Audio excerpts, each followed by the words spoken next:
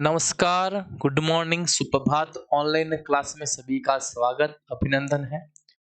मैं सुरेश चंद्र आप सभी का हार्दिक स्वागत करता हूँ। साइंस की इस क्लास में आप सभी का हार्दिक अभिनंदन करता हूँ। लास्ट क्लास के अंदर अपन ने कुछ बातें महत्वपूर्ण यहाँ तक अपन ने इसको खत्म कर दिया था और इसोफेगस के बारे में बताया था कि मानव पाचन तंत्र का ऐसा अंग है जहाँ पे कोई पाचन की प्रक्रिया नहीं होती, वो बात अपन ने कंप्लीट की थी। तो यहाँ से कोई कोई बच्चे ये बोल रहे थे कि सर ये ग्रसनी के बारे में आप लोगों ने नहीं बताया। तो मैं आपको एक बात बता देता हूँ, इसके अंदर जो भी बातें इसके अंदर आएगी, मैं हर एक टॉपिक का हर एक बात को मैं क्या करूंगा, आपके सामने लेकर आऊंगा और हर एक चीज का क्या करूंगा, मैं आपके सामने फुल ऑन फुल एक्सप्लेनेशन दूंगा। बात कर रहा हूं ग्रसनी की, तो ग्रसनी क्या है, क्या होता है ग्रसनी का, तो वो समझिएगा। सबसे पहली बात, भाई ग्रसनी और ग्रास नली में अंतर क्या क्या है। बहुत से बच्चे इस पे कंफ्यूज आते हैं। भाई अभी जो अपन लोगों ने बात की, उन बातों के अंदर अपन ने क्या क्या पढ़ा, देखो अपन ने पूरा दांत और जीभ भी पढ़ा, तालु भी अपना बाकी है। तालु भी अपन को करना है। उसके बाद वापस में एक ये यहाँ पे एक सवाल लिखवाया है मैंने आपको, क्योंकि इसोफेगस से संबंधित केवल एक ही सवाल बनता है, कौन सा ऐसा ऑर्गन है मानव पाचन का जिसमें किसी भी प्रकार की पाचन की क्रिया नहीं होती। ऐसा ऑर्गन केवल और केवल कौन सा है, एक है, नाम है इसोफेगस। क्या बोलते हैं, ग्रासनली कहते हैं। तालु के बारे में बात करनी थी, तो तालु के बारे में मैं आपको एक बात बता देता हूं कि भाई अगर तुम तालु के बारे में बात करना चाहते हो तो सिंपल सी बात है, जहां से एक दो ही सवाल बनते हैं जो सामान्यतः पूछा नहीं जाता, पर मैंने आपको लिखा है तो इसमें करवाना अपना जिम्मेदारी बन जाता है कि भाई तालु किसको बोलते हैं, जीभ के ऊपर व नीचे स्थित समूह, जीभ के नीचे समूह क्या, सॉरी, जीभ के ऊपर तथा नीचे स्थित भाग तालु कहलाता है। क्या कहलाता है, तालु कहलाता है। और तालु मुख्यतः जीभ का ऊपर वाला जो पोर्शन होता है। यहां पे एक बात ये भी याद रख लेते हैं, जीभ का ऊपरी भाग, जीभ का ऊपरी भाग है ना, जीभ से ऊपरी भाग है ना, तो जीभ का ऊपरी भाग कठोर तालु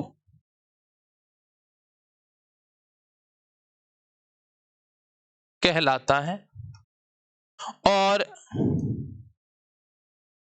जीभ का निचला भाग या नीचे स्थित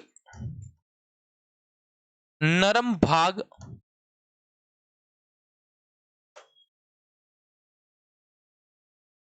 नरम तालु कहलाता है। यहां से दो सवाल बनने की संभावना है। क्या है, दो सवाल बनने की अधिकतम संभावना रहती है और सवाल पूछे जा सकते हैं। वो सवाल कौन से हैं, यहां से सवाल पूछा जाता है रूगी किसे कहते हैं, और यहां से सवाल पूछा जाता है फ्रेन्यूलम किसे कहते हैं। एक में तो रूगी के बारे में बता रहा है, दूसरे में आपको पूछेगा तो फ्रेन्यूलम किसे कहते हैं, वो बातें आपके सामने आनी चाहिए। तो भाई रूगी और फ्रेन्यूलम के बारे में बात कर लेते हैं। क्या होता है रूगी, कौन है, फ्रेन्यूलम की बात है तो देख लेना। रूगी किसको कहते हैं, हिंदी नहीं है ये नाम इसका, ठीक है। किसको बोलते हैं रूगी, कठोर तालु पर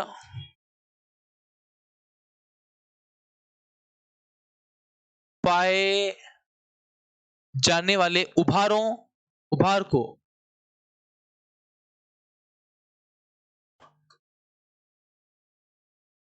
रूगी कहा जाता है। अरे ये जो आपका बकल कैविटी, जो आपकी मुख को है, जो ऊपर वाला जो पार्ट है, वहां पे अनेक सारे क्या होते हैं, उभरे हुए लाइनें होती हैं। उभरेदार क्या होती हैं, उभरी हुई क्या होती हैं, उभार नुमा संरचनाएं होती हैं। उस कठोर तालु पर उभार नुमा संरचनाओं को, यहां लिख लेना,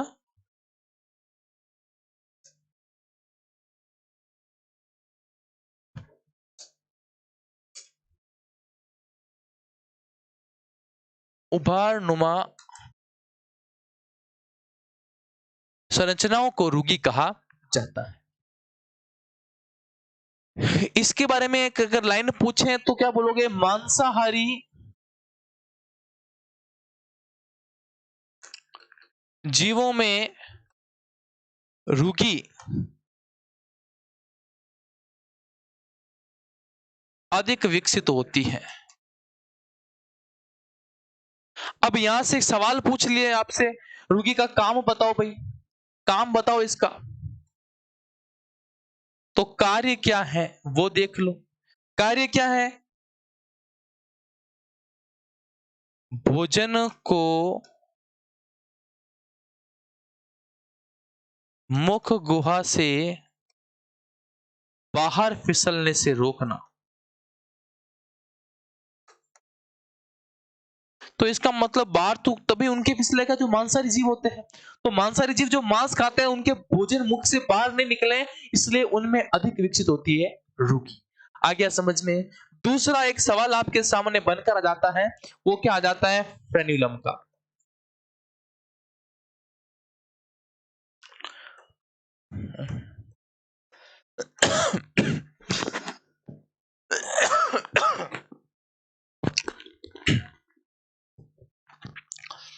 फ्रेन्यूलम की बात करते क्या बोलते हैं? जीभ व नरम तालु आपस में जिस झिल्ली नुमा संरचना से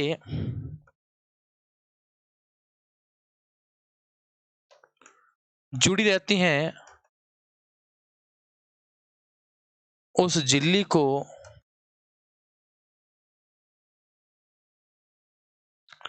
फ्रेन्यूलम कहा जाता है। आ गया समझ में? तो मतलब जो आपकी जीभ है और जो तालु है, जीभ और तालु जो आपस में, जैसे फॉर एग्जांपल ये आपकी जीभ है, ये आपका नरम तालु है, और जीभ और जो तालु है वो आपस में झिल्लीनुमा संरचना से कनेक्ट रहती है, आपको पता है। तो वो जो झिल्लीनुमा जो संरचना है, इसी संरचना को क्या बोला जाता है? फ्रेन्यूलम कहा जाता है। या तो कोई दिक्कत है क्या?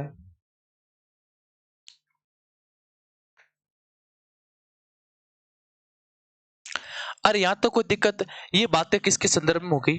ताल्लुक के संदर्भ में भी हो गया, आपका ताल्लुक पूरा कंप्लीट। यहाँ तो कोई दिक्कत है क्या? नहीं। ठीक है, आगे बात करते हैं।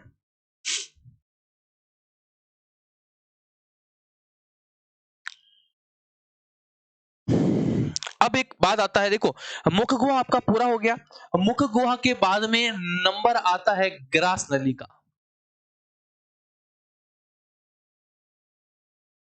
भाई सबसे पहले तो आपने मुख गुहा पढ़ लिया पूरा। मुख गुहा के बाद में नंबर आएगा ग्रास नली का, और इसी ग्रास नली के अंदर अपन ग्रसनी क्या है उसके बारे में पढ़ लेंगे, जहां से भर भर कर दो सवाल आ जाते हैं और हमेशा पूछा जाता है क्या ग्रास नली से, कि भाई एपिग्लॉटिस किसे कहते हैं, यूला किसे कहते हैं, किस प्रकार से भोजन जब मुख गुहा से ग्रास नली में जाता है तो श्वास नली में क्यों नहीं चला जाता, किस प्रकार से रुकता है, उनसे संबंधित दो सवाल है वो इसके अंदर पढ़ेंगे। ग्रास नली के बाद में अपन चर्चा करेंगे आमाशय के ऊपर, फिर छोटी आंत, और फिर बड़ी आंत।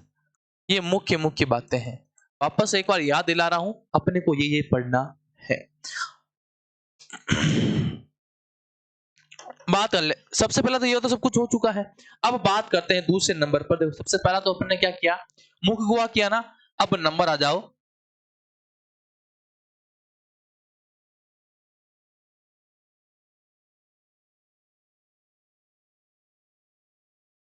ग्रसनी व ग्रास नली दोनों अलग अलग है। एक समझने का कभी प्रयास मत करना। इस एक को तो बोलते हैं फेरिंक्स, और एक को बोलते हैं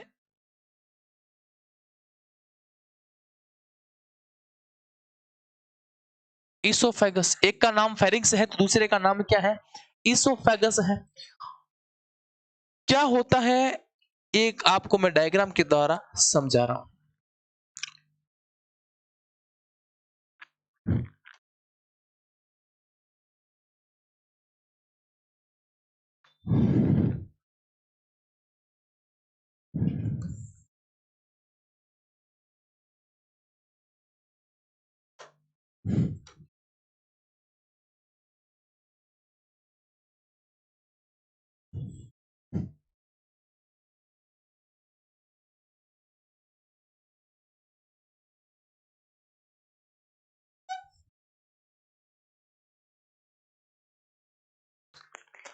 जैसे ये वाला पार्ट तो पूरा, मैं इस वाले को पूरा मान लो मुख गुहा।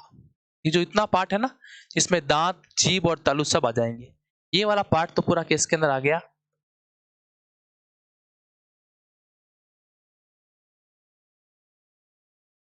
ये पूरा पार्ट किसके अंदर आ गया? मुख गुहा के अंदर। आपको पता है ये तो मुख है, ये पूरा माउथ मानो, इसको पूरा मुख मान लो, ठीक है। आपको पता है ये तो आपको, ये क्या है? आमाशय है। ये पता होगा तो इसके बारे में भी पता होगा, ये क्या है?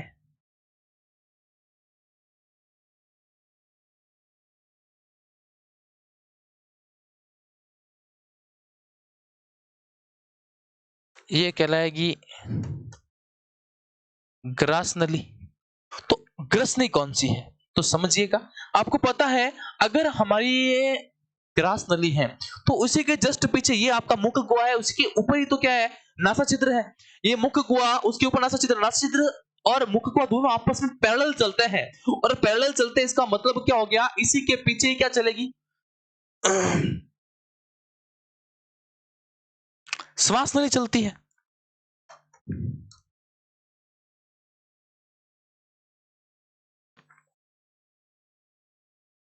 क्या चल रही है? श्वास नली चल रही है इसी के पीछे। अब वह एरिया जो वह ऐसा जगह जो क्या है? श्वास नली व ग्रास नली जहां एक साथ मिलते हैं, जहां पर एरिया ऐसा जहां पे ये दोनों एक जगह पर दिखते हैं, वही एरिया क्या कहलाता है? ग्रसनी कहलाता है। तो बस उसी को बारे में अपन को क्या करना है, इसको अंदर लिखना है। तो लिखिएगा, ग्रसनी के अंदर लिख लो। क्या लिखोगे? फेरिंग्स,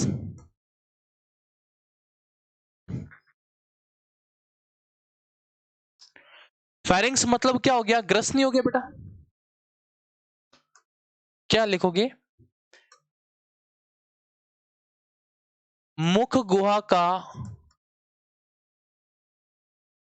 अंतिम सिरा या अंतिम भाग व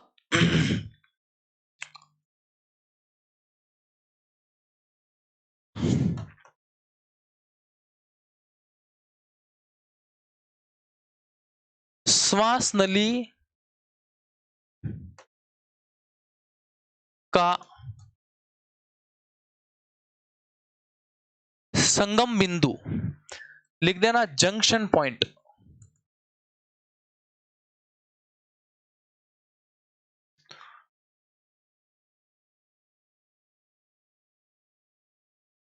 ग्रसनी कहलाता है।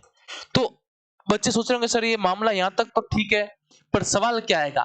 सवाल ये नहीं, सवाल आएगा यहां से, और सवाल बनेगा बहुत ही ज्यादा रोचक और बहुत ज्यादा इंपोर्टेंट। यूला, या इसको बोलते हैं इपीग्लोटिस का कार्य। सवाल बनता है एपिग्लोटिस का कार्य। तो सीधा सीधा अगर सीधा शब्दों में बोले, अगर एक ही वर्ड के अंदर, तो क्या है? भोजन को श्वास नली में जाने से रोकने का कार्य करता है। और दूसरे शब्दों में अगर यही सवाल पूछे तो क्या बोलोगे? श्वास नली वह भोजन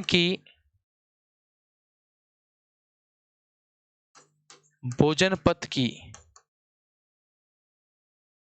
ग्रास नली को विभेदित या पृथक करता है। दोनों का मतलब ये है, पर आंसर मोस्ट प्रोबेबिलिटी जो है रहती है, वो आंसर क्या रहता है इसके संदर्भ में रहेगा। और ये सवाल का आंसर हमेशा ऑप्शन के अंदर ये पूछकर इसका नाम पूछेगा या ये पूछ के ये काम पूछेगा, और 101% ये सवाल आता है और पूछा जाता है। कैसे होता है वो देखिएगा। ये तो बात समझने वाली कि भाई ये याद रखने वाली बात है। समझने वाली बात क्या है कि भाई आपको पता है यहां पे होता है एक चित्र,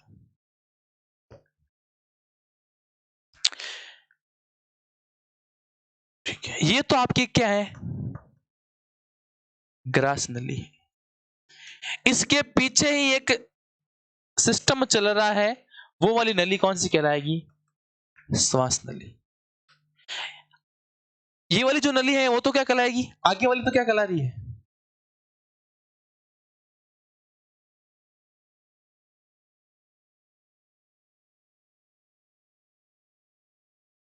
दो दिख गई है ना, दो याद रखनी है पूरा।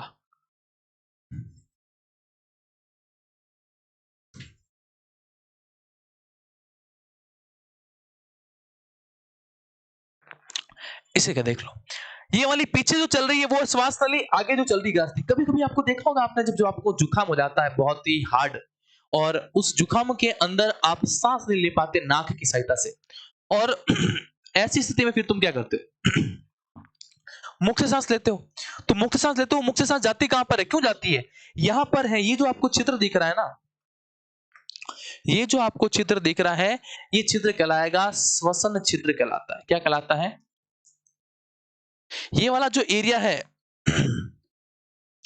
ये वाला है, मुख गुहा से चालू होता है, और ये जो एरिया आपको दिख रहा है, ये जो एरिया दिख रहा है आपको, ये वाला, ये चलता है नासा छिद्र से, मतलब आपके नाक से। नासा छिद्र दो भाई एक नाक में दो नासा छिद्र होते हैं ना, तो ये नासा छिद्र से चलता है, मुख गुहा से, दोनों आपस पैरेलल चल रहे हैं। मुख, अब होता क्या है, आप सांस लेते हो कहां से, आपने सांस ली यहां से, ठीक है, सांस ली, तो जब अपन खाना खा रहे हो तो भोजन का कण अगर यहाँ पे तो जाके जा सकता है, और अगर इस स्थिति के अंदर भोजन का कण अगर श्वास नली पर चला जाता है तो व्यक्ति की मृत्यु भी हो सकती है। तो उसको रोकने के लिए यहाँ पर जो आपका श्वसन छिद्र है, उस ही श्वसन छिद्र से पहले एक क्या होता है, एक विशेष आकृति होती है, ठीक है ना, एक विशेष आकृति पाई जाती है, जिसको क्या बोलते हैं, इपीग्लोटिस कहा जाता है। इसको क्या कहते हैं, इसी को हिंदी में बोलते हैं यूला बोलते हैं। जैसे ही भोजन यहां से गुजरता है, ये भाई क्या करता है, इस छिद्र को क्या कर देता है, कवर कर देगा। ये क्या कर देगा, इसको कवर, जैसे ही ये इसको कवर कर देगा तो ये जो श्वसन छिद्र है वो क्या हो जाएगा, बंद हो जाएगा, और भोजन पूरा का पूरा कहां चला जाएगा। जब अपन खाना नहीं खा रहे हैं तब ये खुला पड़ा है, और जब अपन सांस लेंगे तो वो सांस कहां चली जाएगी, यहां से होती हुई श्वसन छिद्र में, यहां से वो श्वास चली जाएगी, और ये वाला भैया क्या कर देगा, भोजन लेके चला जाएगा। अरे कंसेप्ट दिमाग में क्लियर हुआ कि नहीं हुआ, इस बात को आप दिमाग में रख लो। इसको मैं लैंग्वेज में लिख देता हूं। लैंग्वेज में कैसे लिखोगे वो देखिएगा।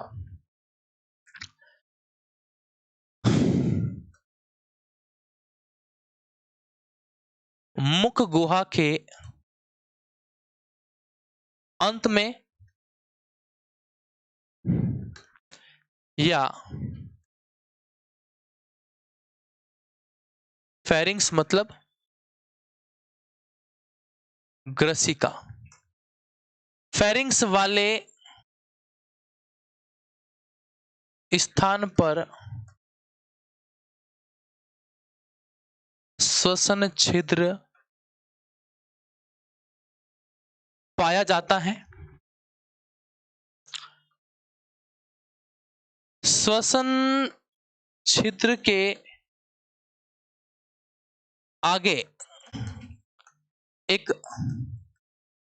मांसल छोटी संरचना जिसको कभी कभी नाम दे दिया जाता है छोटी जीभ का, है ना। छोटी संरचना पाई जाती है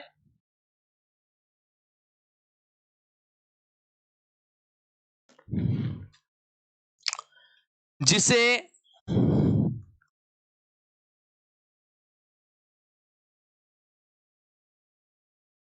इपीग्लॉटिस कहा जाता है। क्या कहा जाता है? इपीग्लॉटिस कहा जाता है। जब भोजन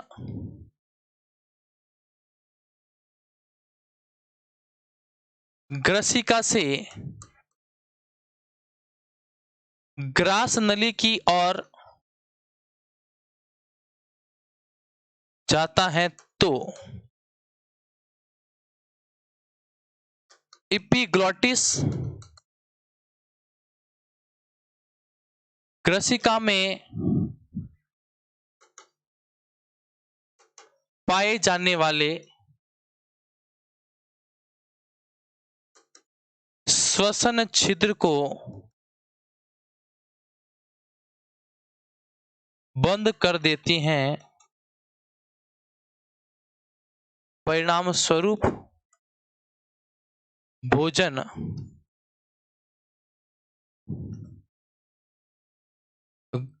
ग्रास नली में प्रवेश करता है। क्या करता है? और बात तो आपको मैंने बता दी कि अगर भोजन श्वास, जो आपका भोजन है वो अगर श्वास नली श्वसन छिद्र से होता हुआ अगर श्वास नली में प्रवेश कर जाता है तो ऐसी स्थिति के अंदर व्यक्ति की क्या हो सकती है? मृत्यु हो सकती है। आ गया समझ में? अभी कभी कभी स्थिति में ऐसी एक स्थिति ऐसी भी आ जाती है, उस स्थिति के अंदर क्या होता है, आपने खाना खा रहे होते हो और खाना खाते खाते हंस देते हो या फिर कोई बात कर रहे होते हो, अपन उसको खाना खाते वक्त बोलने का प्रयास करते हैं, तब क्या होता है? ये था, ये है श्वसन छिद्र। यहां से क्या जा रही है? श्वसन जा रही है। ठीक है। और ये है यूला। जैसे आप खाना खा रहे हो, ये इसको क्या कर देता है? पैक कर देता है। श्वसन छिद्र क्या हो जाता है? ब्लॉक हो जाता है। अब ये श्वसन छिद्र ब्लॉक हो गया, जैसे ही इसको ये काम हुआ, ये ब्लॉक हो गया। अब कभी कभी जब आप हंसते देते हैं या फिर खाना खा रहे होते हैं, कोई बोल देता है, आप बोलने का प्रयास करते हैं, तो ऐसी स्थिति में क्या होता है कि ये श्वसन छिद्र, ये जो एपिग्लोटिस होता है, ये एपिग्लोटिस को सही ढंग से कवर कर नहीं पाता। तो यहाँ से जो भोजन का थोड़ा सा कण क्या आ जाता है, इस श्वसन छिद्र के चारों ओर क्या हो जाते हैं? चले जाते हैं। छोटे छोटे कण जो होते हैं, तब उसी उसी समय क्या हो जाता है? बहुत तेज खांसी होती है और कोशिश ये रहती है, इतना अधिक प्रेशर जनरेट होता है कि वो खाना जो होता है नाक की सतह से क्या निकल जाता है? बाहर निकल जाता है। ये भी स्थिति आपको देखने को मिलती होती है। बहुत जनों को ये पता भी होगी, इसके बारे में बताने से, एक्सप्लेन करने की पता जरूरी नहीं है। बहुत चीजें अधिकतम अपन खुद घरेलू चीजें होती हैं, अपन देख सकते हैं। आ गया। तो ये था ग्रसिका के बारे के अंदर। ग्रसिका के अंदर इस बातों के अंदर अपने चर्चा कर ली। यहाँ तक कोई दिक्कत है क्या? तो ये बात होगी किसके अंदर? ग्रसिका के अंदर। और इसमें मुख्य सवाल आपका क्या रहेगा? इपीग्लॉटिस और इपीग्लॉटिस का कार्य आपके सामने है। इसको लगा देना इंपॉर्टेंट। ये है सबसे ज्यादा महत्वपूर्ण है। बहुत ज्यादा महत्वपूर्ण कौन है? ये है। आ गया समझ में? यहाँ तक कोई दिक्कत है क्या? नहीं। अब यहां से तीसरे नंबर पे बात आती है। कौन है वो? इसी के अंदर इसी के अंदर लिखा हुआ था ना अपन ने, ग्रास नली। अब बात आती है किसकी? ग्रास नली की। अरे किसकी नली? ग्रास नली। कहते क्या है इंग्लिश में इसको भाई? कोई बताएगा? इसोफेगस कहा जाएगा। और इस इसोफेगस के अंदर तुम क्या लिखोगे वो देखिएगा। क्या लिखोगे?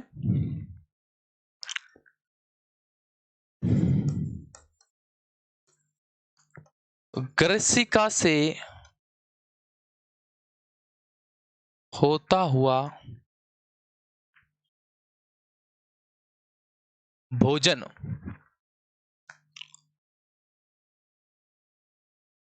नलिका नुमा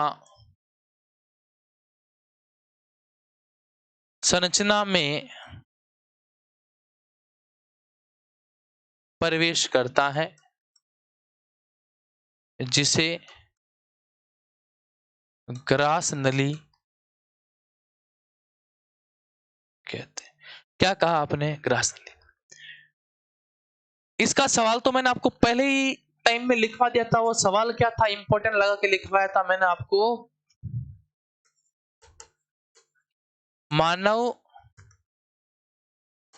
पाचन तंत्र का वह अंग, मानव पाचन तंत्र का वह अंग जहां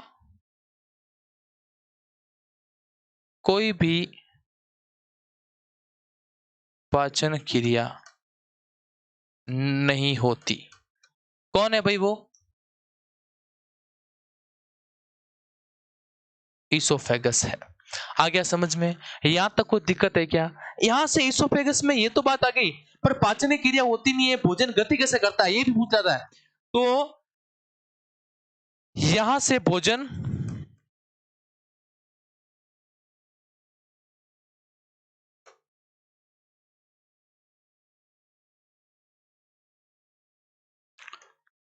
क्रमानुकुंचन गति करता हुआ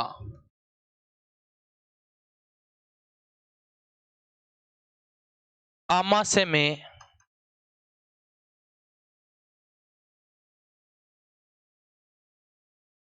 प्रवेश करता है। ये कर्मानुकुंचन वाला जो वर्ड है ना, इसको अंडरलाइन कर लो।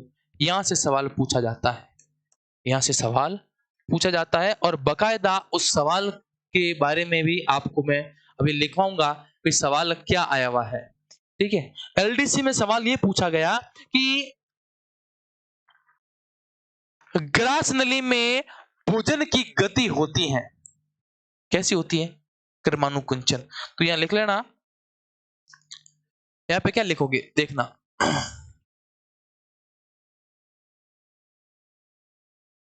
कर्मानुकुंचन गति एक पेशीय गति होती है। कैसी गति होती है? पेशीय गति होती है। यहां से एक कंसेप्ट ये भी निकल के बाहर आता है भाई, कर्मानुकुंचन पेशीय गति हो गया, भाई होता किस हिसाब से है वो देखिएगा। जैसे फॉर एग्जांपल ये आपकी ग्रास नली है, और इस ग्रास नली के अंदर ये आपका बोलस यहां पे एंट्री मार गया। अब जैसे ये बोलस यहां पे एंट्री करेगा तो तुम लोग क्या करोगे? इसकी संरचना ऐसी होगी कि नहीं होगी? और ऐसी ही होगी कि थोड़ी अलग हो जाएगी? ऐसी संरचना बन जाएगी इसकी। ऊपर तो आयतन क्या हो गया है, कम, और नीचे से तो दबाव कहां पड़ेगा? आगे से यहां पर। तो भोजन ऑटोमेटिक क्या करेगा, यहां से यहां तक गति करता है। यहां पर एक बात ये भी नोटिस करनी है, और नोटिस करने वाली बात क्या है कि आहार, सॉरी,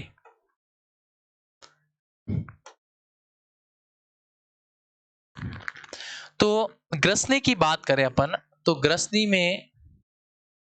ग्रसनी की आंतरिक सतह पर, आंतरिक सतह पर किसका आवरण पाया जाता है बेटा? श्लेष्मा का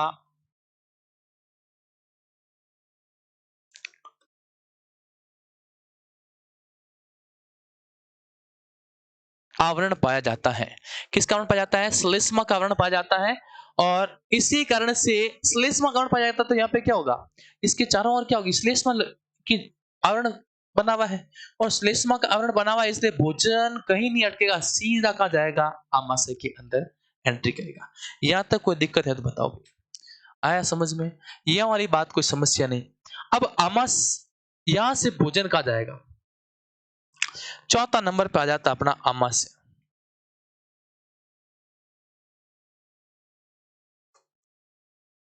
आकृति कैसी होती है भाई इसकी? यह जे आकृति नुमा संरचना होती है। यहां पर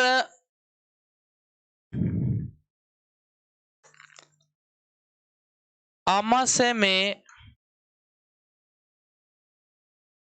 अम्लजन कोशिका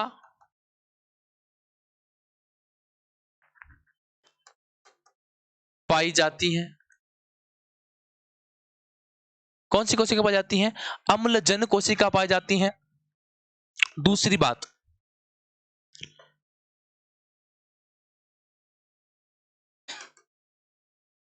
ये जो अम्लजनक कोशिकाएं हैं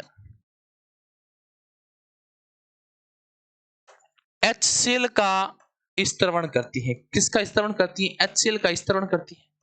HCl होता क्या है भाई?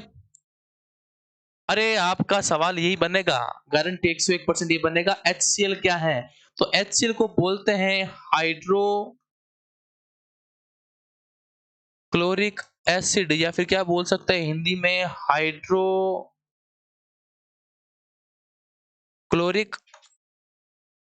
अम्ल बोलोगे आप इसके अंदर।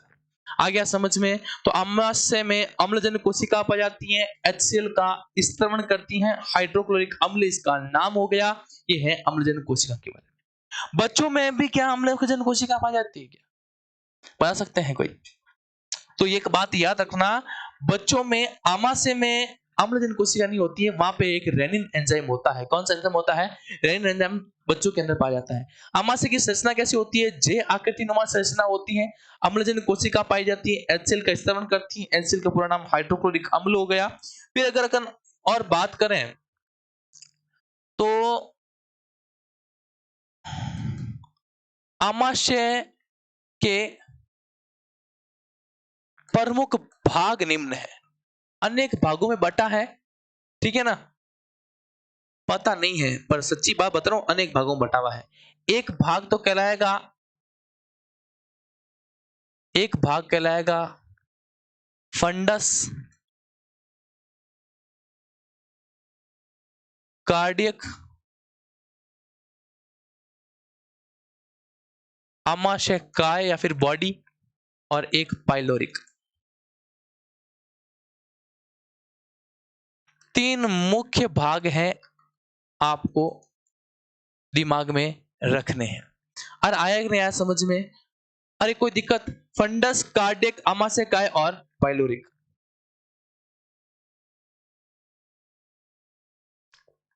तो अपन को ये सबसे पहला क्या है? शीर्ष वाला भाग है, शीर्ष भाग है। ये वाला भाग है हृदय के पास वाला, हृदय के पास। ये है मध्य भाग, और ये वाला है अंतिम भाग। सबसे बड़ा सवाल पूछा जाता है, अमाशय का सबसे बड़ा पार्ट कौन सा है? नाम बोलोगे, अमाशय काय, अमाशय बॉडी की, अमाशय के प्रमुख भाग। अमाशय के अंदर अम्लजनक कोशिकाएं, लिवर खून की दरारें, अनेक सारी चीजें आपके देखने को मिलती हैं। परंतु उस अमाशयों के अंदर आपको एक सवाल पूछा जाता है, HCl के कार्य क्या होता है? HCl के कार्य, तो HCl का सबसे पहले तो निकाल दो, पीएच बता दो। तो पीएच 1 से लेके 2। प्रबल अम्ल होगा कि नहीं होगा? बहुत प्रबल अम्ल होगा बेटा, बहुत प्रबल अम्ल है ना। प्रबल अम्ल पीएच क्या होगा? 1 से 2। 1 - 2 नहीं है, 1 से 2 होता है। ठीक है, बात करते हैं इसका दूसरा कार्य क्या है। निष्क्रिय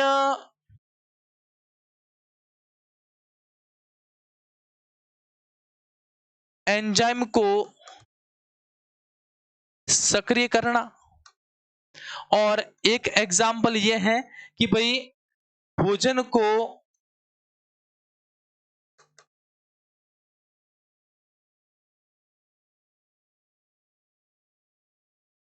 जीवाणु रहित करना। और एक और बात है, वो कौन सी है भाई? भोजन को अम्लीय माध्यम प्रदान करना। ये काम किसका है? इसका है। और आया कि नहीं आया समझ में? या तो कोई दिक्कत है तो बता दो। ये बातें किसके अंदर आएगी? आपके इसके अंदर आ जाएगी कि पीएच का मान ये है, इसी से आपको ऐसा कुछ करना है। पीएच का वैल्यू कितना होगा? 1 से 2 पीएच का मान हो जाएगा। जीवाणु रहित करना, निष्क्रिय एंजाइमों को सक्रिय करने का काम जो है वो कौन करता है? यही भार्गव करता है। इसके बिना आगे का काम होना क्या होता है? पॉसिबिलिटी कम होती है। तो एक बार इसको नोट करो, फिर इसके बाद आगे चर्चा करते हैं। हाँ, अमाशय के अंदर जो रस होता है ना, उसको क्या बोलते हैं? जिसको तो अपन अम्ल बोलते हैं, उसका दूसरा नाम जठर रस भी है ना। अम्लजनक कोशिका HCl का स्त्रवण करती हैं, और इसी HCl को क्या कहा जाता है? जठर रस भी कहा जाता है ना बेटा, ये भी दिमाग में रखना। जठर रस कहो, हाइड्रोक्लोरिक अम्ल को, एक ही बात है, ये बोलो चाहे ये बोलो एक ही बात है। इसी को क्या कहा जाता है? जठर रस कहा जाता है। नोट कर लें, फिर उसके बाद आगे और चर्चा करते हैं।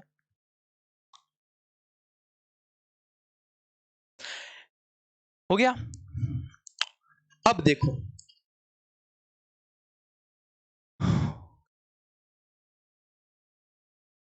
आमाशय द्वारा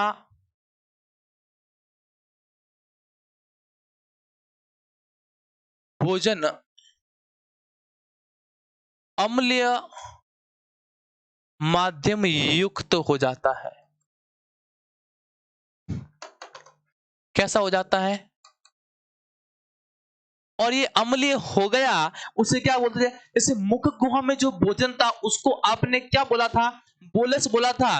ठीक उसी प्रकार से वही भोजन क्या कहलाएगा? काइम कहलाएगा। ठीक है, तो यहां पर एक बात ये नोट कर देना कि आमाशय में उपस्थित, आमाशय में उपस्थित अम्लीय माध्यम युक्त भोजन क्या कहलाएगा बेटा?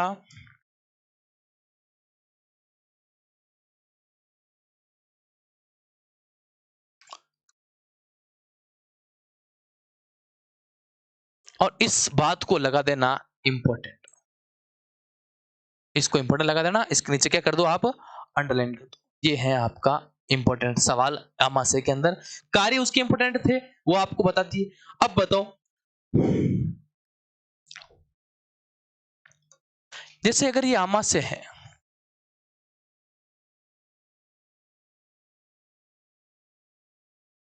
तो ये जो इसका अंतिम वाला ये जो पार्ट है ना, ये वाला पार्ट, ये वाला पार्ट क्या कहलाएगा?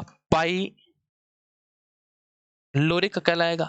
और पाइलोरिक भाग में जो गेट पाया जाता है, यहां पर क्या पाया जाता है? एक गेट पाया जाता है, और इस गेट को क्या बोलोगे? पाइलोरिक वाल्व कहोगे। क्या कहोगे? Pyloric valve. क्या कहोगे? पाइलोरिक वाल्व कहते हो। आ गया समझ में? ये वाला जो भाग होगा, जैसे सबसे पहला भाग कौन सा था बेटा? कार्डिक था। अरे सबसे पहला पार्ट कौन सा था? कार्डिक था ना। ये वाला पार्ट, सॉरी फंडस, ये वाला भाग फंडस लिखा है ना, फंडस। जो हृदय के पास था वो कौन सा है भाई? ये वाला पार्ट, ये वाला कहलाएगा, हृदय के पास है इसलिए कार्डियक कहलाएगा। ये फंडस जो सबसे बड़ा पार्ट है वो कौन सा है भाई?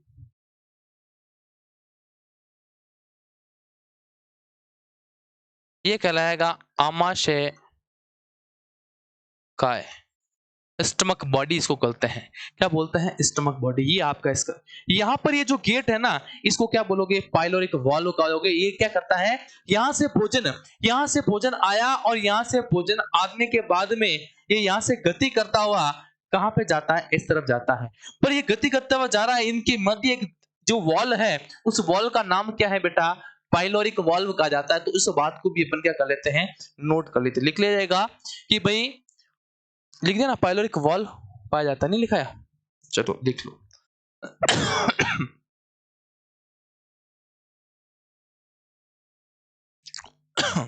पाइलोरिक वॉल्व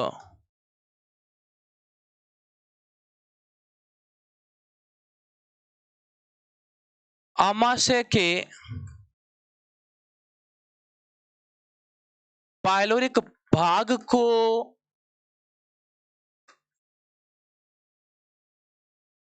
छोटी आंत से जोड़ता है। और खास बात पता क्या है? कि जब अपन भोजन आप कर रहे होते हो, भोजन का पाचन हो रहा होता है, तो उस भोजन के पाचन के दौरान भोजन जो है वो आप आमाशय से आप भोजन मुख गुहा से होता हुआ बाहर निकल सकता है। परंतु अगर एक बार भोजन अगर छोटी आंत में प्रवेश कर गया, तो वहां से भोजन का पुनः वापस आना क्या जाता है? इम्पॉसिबल, जिसको बोलते हैं कोई संभावना नहीं है, संभावनाहीन काम हो जाता है ये वाला। तो पाइलोरिक वाल्व आमाशय के पाइलोरिक भाग को छोटी आंत से जोड़ता है। आ गया समझ में? उसको क्या बोलते हैं? पाइलोरिक वाल्व कहते हैं। अब बात आ जाएगी किसकी? नेक्स्ट बात आ जाएगी छोटी आंत की। किसकी बात आ जाएगी? छोटी आंत की। छोटी आंत में सवाल तो एक बनता है, पर वो एक ही बहुत शानदार बनता है। इसके अलावा दूसरे सवाल आपको पढ़ने की भी जरूरत नहीं है, एक ही सवाल। अभी मैकेनिज्म की भी बात करेंगे इसके अलावा। आप ऐसा ना सोचें कि सिर्फ इसकी बात होगी फिर इसके बाद पाचन खत्म हो जाएगा, नहीं। इसके मैकेनिज्म की अलग से बात होगी, और मैकेनिज्म्स के बाद में ग्रंथियों की अलग से बात करेंगे, और उसके बाद पाचन खत्म होगा। अभी जल्दी पाचन खत्म नहीं होने वाला है। तो छोटी आंत की बात कर रहा हूं, तो छोटी आंत को अपन एक ही बात कहते हैं भाई, छोटी जो होता है, जो छोटी होता है या छोटा होता है, उसको क्या कहते हैं भाई? डीजे आया। अरे डीजे आती कि नहीं आती उसके लिए? डीजे आई। डी का मतलब ड्यूडेनम। क्या नाम मतलब? ड्यूडेनम। जे का मतलब जेजुनम। अरे जे का मतलब क्या? जेजू नम। और आई का मतलब कौन बेटा? इलियम। तो इसका मतलब छोटी आंत में कितने लोग? तीन। ड्यूडेनम, जेजुनम और इलियम, तीन भाग है। छोटी आंत में होता क्या है, कार्य क्या है, ये पूछा जाता है। तो कार्य क्या है? पचित भोजन का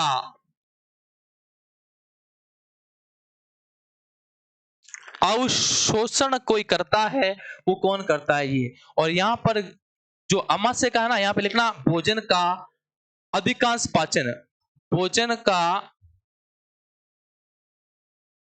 अधिकांश पाचन आमाशय में संपन्न होता है। आमाशय में संपन्न। आ गया समझ में? और यहां तो कोई दिक्कत है क्या? तो पचित भोजन का अवशोषण की बात करें तो वो कौन करता है? छोटी आंत करता है। छोटी आंत में पाया क्या जाता है? लंबाई कितनी होती है बताओ इसकी? छोटी आंत की, छोटी आंत की लंबाई बताओ भाई। नाम बच्चे पता क्या होते हैं? बच्चा ये सोचता है कि सर छोटी आंत है तो छोटी होगी, नहीं है, उल्टा सिस्टम है। आंत का दो भाग है आपके पास में।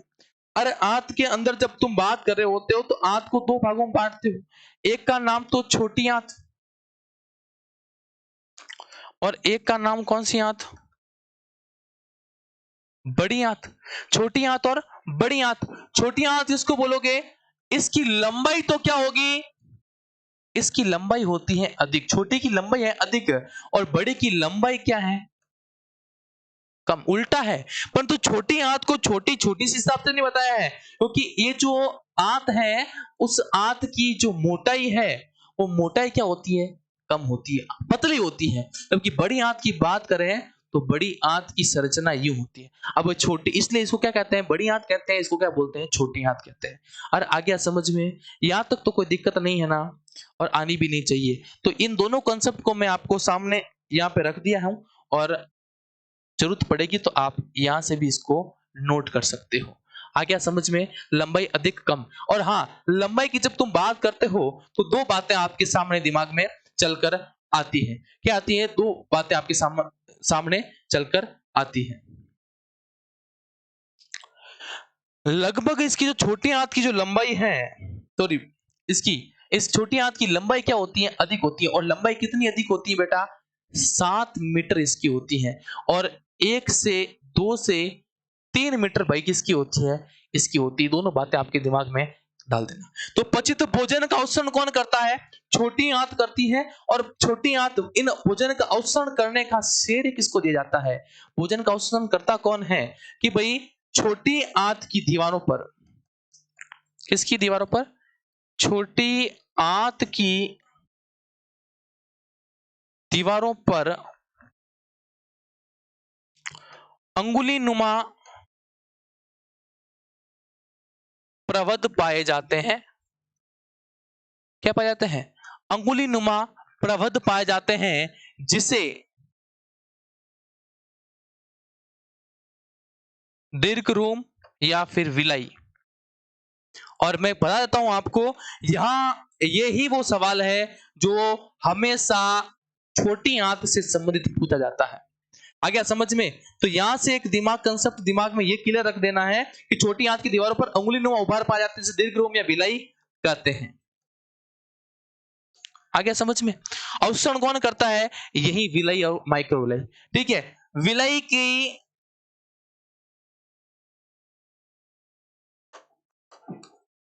सतह पर, विलयी की सतह पर सूक्ष्म रोम पाए जाते हैं,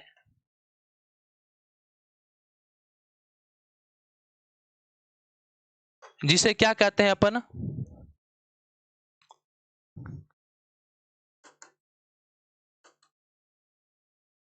माइक्रोविलयी, या उसका दूसरा नाम क्या है? सूक्ष्मांकुर कहते हैं। ये सवाल है। ये दो सवाल जो है ना, ये बड़े ही महत्वपूर्ण सवाल हैं, जो ठोक ठोक कर पूछे जाते हैं कि इसका आंसर दो, आप इसी का ही आंसर दो, किसी और का दो ना दो, इन दोनों का आंसर अगर आपके पास में है तो आपके ये जो छोटी आंत का सवाल है गलत गड़बड़ नहीं हो सकता। तो छोटी आंत में मुख्य भाग कौन कौन से? एक तो भाग ड्यूडेनम, दूसरा जेजुनम, तीसरा कौन सा? इलियम। तीन होते हैं, ड्यूडेनम, जेजुनम और इलियम। ये छोटी आंत के अंदर। छोटी आंत में क्या होता है? पचित भोजन का अवसर होता है। Pepsin, chymotrypsin, trypsin, lipase, enzyme, ये सब एंजाइमों की अपन चर्चा एंजाइम के अंदर करेंगे। आंत की जब बात करते हैं, छोटी आंत का आकार क्या होता है? पतला होता है, जबकि लंबाई क्या होती है? अधिक। जैसी बड़ी आंत की लंबाई क्या होती है? कम, और आकार क्या होता है? बड़ा होता है। अवशोषण कौन करता है? छोटी आंत की दीवारों पर क्या पाए जाते हैं? उंगली नुमा उभार पाए जाते हैं, जिसे दीर्घ रोम या फिर क्या कहते हैं? विलय कहते हैं। और विलय की सतह पर क्या पाए जाते हैं? सूक्ष्म रोम पाए जाते हैं, जिसे माइक्रोविलय या फिर क्या कहा जाता है? सूक्ष्मांकुर कहा जाता है। यहां तक कोई दिक्कत हो तो बताओ भाई, यहां तक कोई समस्या क्या? ठीक है, यहां पर एक सवाल वो वापस जो हमेशा की तरह पूछ के आता है, जैसे छोटी आंत में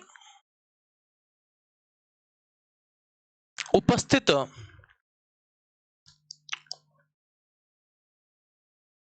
भोजन कैसा होता है? माध्यम में, क्षारीय माध्यम में होता है। भोजन क्या कहलाता भाई उस समय?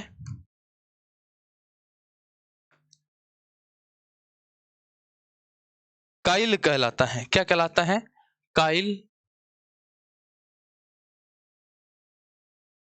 अब बच्चे हो गए कंफ्यूज, आप हो गए कंफ्यूज, सर बोलस कौन है, काइम कौन है, और काइल कौन है? तो चुटकी के साथ में एक बार बस आसानी से एक बार पेन और कॉपी को तुम्हारा शांत रख लेना, जो मैं लिख रहा हूं उसको देख लेना। एक तो नाम आएगा यहाँ पे, आपको दो बातें समझने को मिलेगी। एक तो मुख गुहा में भोजन होता था, एक भोजन था आमाशय के अंदर, और एक भोजन अब है छोटी आंत में। ठीक है ना? ठीक है। भोजन,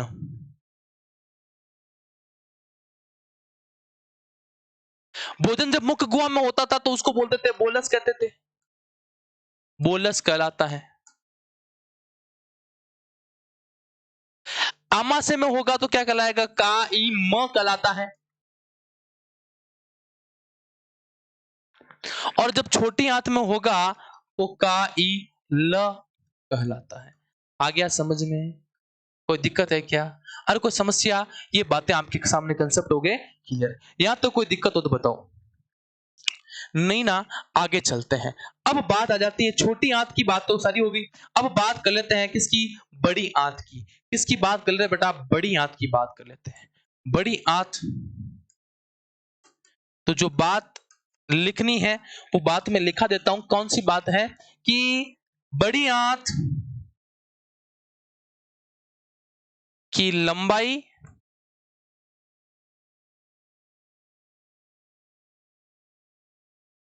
छोटी आंत की तुलना में कम होती है, परंतु उसका, परंतु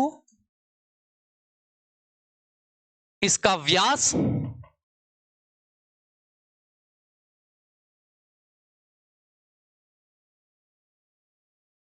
अधिक होता है। आ गया समझ में? और कोई दिक्कत है क्या? इसको भी कितने भागों में बांटा? बड़ी आंत को मुख्यतया तीन भागों में बांटा जा सकता है। और वो 3 भाग कौन-कौन से हैं? एक का नाम तो है सिक्कम। अरे सिक्कम ही है, कोई ये मत बोलना कैसे मैं स कच्चा बोलता हूँ, मैं कभी स कच्चा नहीं बोलता हूँ, ठीक है? सिक्कम को सिक्कम ही बोलना है ना। सिक्कम कोलन और रेक्टम। आ गया समझ में? तो वो भाषा का है, तो ये ऐसा मत सोच लेना कि सर सिक्कम लिखा रहे हैं, तो चिकम होगा, चिकम नहीं है, सिक्कम ही है, ठीक है बेटा? तो सिक्कम, कोलन और रेक्टम, ये 3 बातें आपके सामने दिमाग में रख लेनी है सिक्कम, कोलन और रेक्टम के संबंधित में। यहाँ तक कोई दिक्कत है क्या? यहाँ तक तो कोई समस्या नहीं। अब रेक्टम क्या होता है, सिक्कन क्या होता है, कोलन क्या आता है, सबकी बात अपन चर्चा करेंगे। परंतु यहाँ से एक सवाल जो महत्वपूर्ण बनकर आता है, वो सवाल क्या है? वो सवाल देख लीजिएगा कि बड़ी आंत में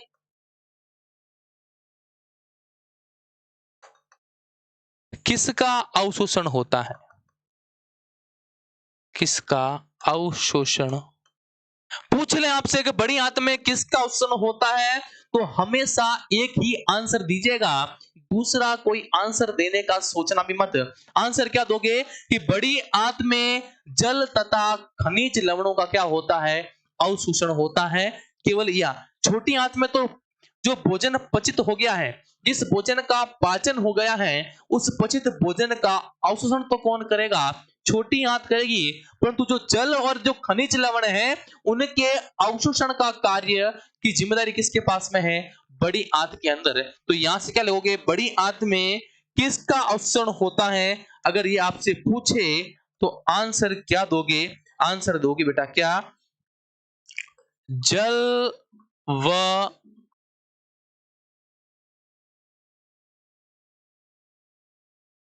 खनिज लवणों का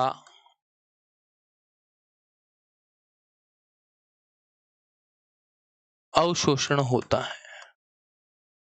आ गया समझ में? अरे यहां तक को दिक्कत। और ये जो पाथ है ना, ये जो आपको ये जो इसकी जो बड़ी आंत का जो कार्य है, उसका सवाल पूछा जा चुका है, इसलिए इसको इंपॉर्टेंट लगा देना। जिन चीजों को मैंने स्टार लगा दिया है, उन चीजों को आप स्टार लगाना नहीं भूलें और याद करना ना भूलें। तो यहां तक तो ये किसकी बात हो गई? बड़ी आंत के कार्य की। तो बड़ी आंत की लंबाई छोटी आंत की तुलना में तो क्या होती है? कम होती है। परंतु इसका व्यास क्या होता है? अधिक होता है। क्या होता है बेटा? अधिक होता है। यहां से एक और सवाल निकल कर आता है कि भाई कर्मी रूपी पेशिका किसे कहते हैं, या कर्मी रूपी पेशिका का क्या काम है? कोई सवाल पूछना हो तो कहीं से पूछे, आप रोक नहीं सकते।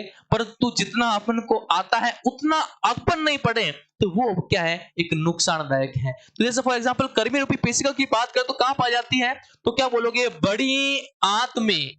इसमें बड़ी आंत में सेलुलोज पाई जाने वाली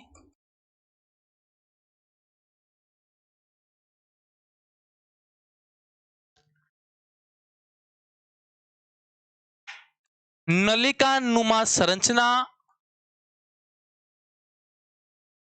को कर्मी रूपी पेशिका, जिसको क्या बोलते हैं? अपेंडिक्स कहा जाता है। अपने कोई काम किया क्या भैया? क्या आपकी बॉडी में कोई काम किए क्या? काम क्या करती है भाई, पहले तो बताओ। कर्मी रूपी पेशिका का काम बताओ भाई। तो इसका कार्य था क्या? कोई कार्य था, अभी नहीं है। कार्य क्या था? सेलुलोज का सेलुलोज का पाचन करना। इसका काम था पहले, है ना? क्या काम था? कार्य सेलुलोज का पाचन। अपने जो पूर्वज थे, जो कम विकसित थे, वो क्या करते थे? घास और इनको अर्ध पचा जो खाना था, जो क्या बोलते हैं, कच्चा जो भोज्य पदार्थ हैं, उनको खाने के कारण सेलुलोज की मात्रा क्या होती है? अधिक। तो सेलुलोज के पाचन के लिए क्या पाई जाती थी? कर्मी रूपी पेशिका। और ये पाई कहां जाती है अभी? कर्मी रूपी पेशिका कहां पाई जाती है? सिकम वाले भाग में पाई जाती है। कहां पाई जाती है?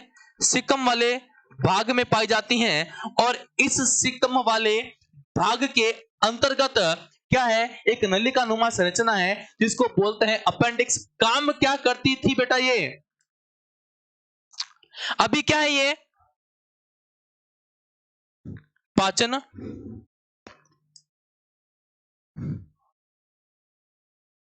करती थी। क्या करती थी?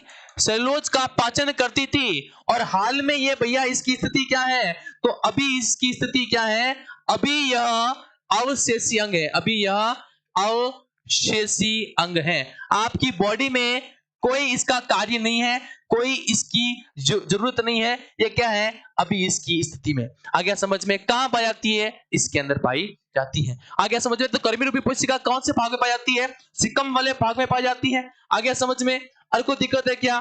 ठीक है। नलिका नुमा संरचना होती है। काम क्या करती थी? सेलुलोज का पाचन करती थी। किसके अंदर? पूर्वजों में। ये भी देख लो बेटा।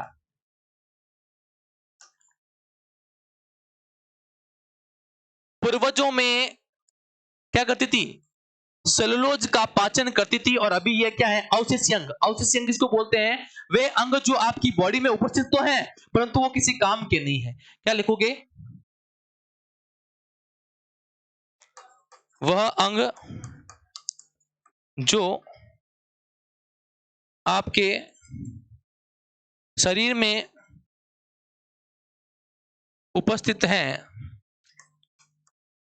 परंतु उसका वर्तमान में कोई कार्य नहीं है। तो वो क्या किसके अंदर आएगा? अवशेषी अंग के अंदर आएगा। आ गया समझ में। अरे कोई दिक्कत है क्या? अब देखो सिकम में ये हो गया।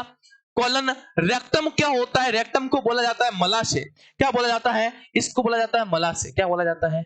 मलाशय कहा जाता है। और ये जहां से जो भी अपचित भोजन होता है वह छोटी आंत के अवसरण के बाद में बड़ी आंत में जाता है। बड़ी आंत में जल और खनिज लवणों का अवशोषण हो जाता है। और अवशोषण होने के बाद में जो भी अपचित भोजन होता है वो अपचित भोजन कहां आ जाता है बेटा? रेक्टम में आ जाता है। और रेक्टम में उत्सर्जन तंत्र या गुदा या एनस के द्वारा इसको क्या कर दिया जाता है? बाहर निकाल दिया जाता है। तो आज की क्लास के अंदर अपन ने किस किस के बारे में चर्चा की, तो मैं एक बार फटाफट रिवीजन दे देता हूं आपको। अपन ने बात की थी किसके बारे में? फेरिंग्स के बारे में बात कर रहे थे। या ग्रास नली की स्टार्ट की अपन ने। किसको बोलते हैं ग्रास नली? भाई ग्रास नली और श्वास नली के मध्य ऐसा जंक्शन जहां पर जंक्शन पॉइंट जो क्या है, जो क्या करता है, श्वास नली में भी काम आएगा और जिसके अंदर किसके अंदर काम आएगा? ग्रास नली के अंदर भी काम है। क्या कहलाएगा? ग्रसनी। मुख गुहा का अंतिम भाग और श्वास नली का संगम बिंदु ग्रसनी कहलाता है। जंक्शन पॉइंट होता है। जंक्शन पॉइंट पर सवाल बनता है यूला का एपिग्लोटिस किसे कहते हैं? तो कार्य क्या है? तो भोजन को श्वास नली में जाने से रोकने का काम करता है।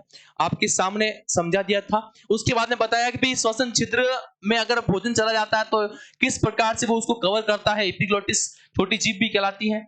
और ग्रास नली में किसी प्रकार की पाचन क्रिया नहीं होती। और बात करें कौन सा ऐसा मतलब जो गति होती है भोजन की वो किस प्रकार से होती है? कर्मानुकंचन गति होती है। पेशी गति के द्वारा भोजन गति करता है। कर्मानुकंचन गति क्या होती है? पेशी गति होती है। अंदर क्या पाया जाता है? श्लेष्मा कारण। फिर बात की आमाशय की, तो आमाशय की आकृति जे आकृति के समान होती है। अंदर पाई जाती है अम्लजन कोशिकाएं। और अम्लजन कोशिकाएं किसके श्रवण करती है? HCl का नाम क्या है? हाइड्रोक्लोरिक अम्ल। बोलते क्या है उसको? जठर रस कहा जाता है। अमाशय के मुख्य भागों में फंडस, कार्डियक, अमाशय काय और क्या होता है? पाइलोरिक होता है।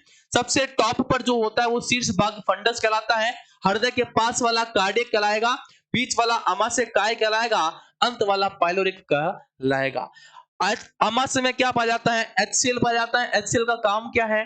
भाई निष्क्रिय एंजाइमों को सक्रिय करना, भोजन को जीवाणु रहित करना, भोजन को अम्लीय माध्यम प्रदान करना। और भोजन का अधिकांश पाचन कहां पर होता है? आमाशय में होता है। और पीएच कितना इसका? 1 से 2। मतलब कैसा होता है? प्रबल अम्ल होता है। ठीक है। अमाशय द्वारा भोजन अम्लीय माध्यम युक्त हो जाता है। और अम्लीय माध्यम युक्त भोजन क्या कहलाता है? कायम कहलाता है। ये उसके बारे में बात हो गई। पाइलोरिक का अंतिम भाग में जो वॉल पाया जाता है पाइलोरिक वॉल्व कहलाता है। और पाइलोरिक वॉल्व अमाशय के पाइलोरिक भाग में क्या करता है? छोटी आंत से जुड़ा रहता है। बात की थी छोटी आंत में, तो छोटी आंत में मुख्यतः कितनी अवस्थाएं? 3, ड्यूडेनम, जजुनम और इलियम। छोटी आंत छोटी कम लंबाई क्या होती है, अधिक व्यास क्या होता है, कम होता है। काम क्या करती है, अवशोषण का काम करती है। पचित भोजन का अवशोषण कौन करेगा, सवाल बनता है। और 101% यही पूछा जाता है, पचित भोजन का अवशोषण कौन करेगा, तो क्या बोलोगे, छोटी आंत। जल और खनिज लवणों का अवशोषण कौन करेगा, तो बड़ी आंत। अवशोषण किसकी सहायता से होगा, तो विलय और माइक्रोविलय, दीर्घ रोम और सूक्ष्मांकुर की सहायता से इसका अवशोषण होता है। छोटी आंत में फिर इसके बाद में वापस मैंने आपको ये समझाया कि भाई बोलस काइम और काइल में अंतर नहीं हो, दिमाग में परेशान नहीं हो, उससे वापस एक बार लिखवा दिया। बड़ी आंत में सिक्कन, कॉलम और रेक्टम पाया जाता है। रेक्टम को मलाशय कहते हैं। जो भी भोजन है, जितना भी भोजन आपने किया है, उस भोजन का अवशोषण होने के बाद में जो जल है और जो खनिज लवण है, उनके अवशोषण के लिए कौन काम करेगा, बड़ी आंत काम करेगी। बड़ी आंत में भाग कितने, 3। बड़ी आंत का किसका अवशोषण करेगा, तो क्या बोला मैंने, जल और खनिज लवणों का। कर्मी रूपी पेशिका, जिसको अपेंडिक्स भी कहा जाता है, कहाँ मिलेगा आपको, सिक्कन में मिलेगा। सिक्कम वाले भाग में पाया जाता है। क्या है, नलिका नुमा संरचना है। पूर्वजों में क्या करता था, सेलुलोज का पाचन करता था। अभी ये क्या है, अवशेषी अंग है। और यह अंग आपके शरीर में उपस्थित है, परंतु वर्तमान में इसका कोई भी कार्य नहीं है। आ गया समझ में। आज की क्लास यही समाप्त करते हैं। कल वाली क्लासों के अंदर अपन बात करेंगे पाचन ग्रंथियों के अंदर, और किस प्रकार से पाचन तंत्र वर्क करता है, कौन कौन सी ग्रंथियां किस प्रकार से सहायता करती है, उसके संदर्भ में बात करेंगे। आज की क्लास यही समाप्त करते हैं। तब तक धन्यवाद। Thank you so much. जय हिंद।